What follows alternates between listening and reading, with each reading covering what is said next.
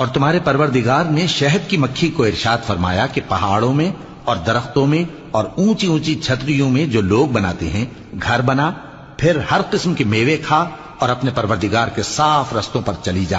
اس کے پیٹ سے پینے کی چیز نکلتی ہے جس کے مختلف رنگ ہوتے ہیں، اس میں لوگوں کے لیے شفا ہے، بے شک سوچنے والوں کے لیے اس میں بھی نشانی ہے۔ اور اللہ ہی نے تم کو پیدا کیا، پھر وہی تم کو موت دیتا ہے، اور تم میں بعض ایسے ہوتے ہیں کہ نہایت خراب عمر کو پہنچ جاتے ہیں تاکہ بہت کچھ جاننے کے بعد ہر چیز سے بے علم ہو جائیں۔ بے شک اللہ سب کچھ جاننے والا ہے، قدرت والا ہے۔ اور اللہ نے رزق و دولت میں بعض کو بعض پر فضیلت دی ہے، تو جن لوگوں کو فضیلت دی ہے وہ اپنا رزق اپنے غلاموں کو تو دے ڈالنے والے ہیں نہیں کہ سب اس میں برابر ہو جائیں، تو کیا یہ لوگ نعمت الہی کے منکر ہیں؟ اور اللہ ہی نے تم میں سے تمہارے لیے بیویاں پیدا کی اور بیویوں سے تمہارے بیٹے اور پوتے پیدا کیے اور کھانے کو تمہیں پاکیزہ چیزیں دیں، تو کیا یہ لوگ باطل پر اعتقاد رکھتے اور اللہ کی نعمتوں سے انکار کرتے ہیں؟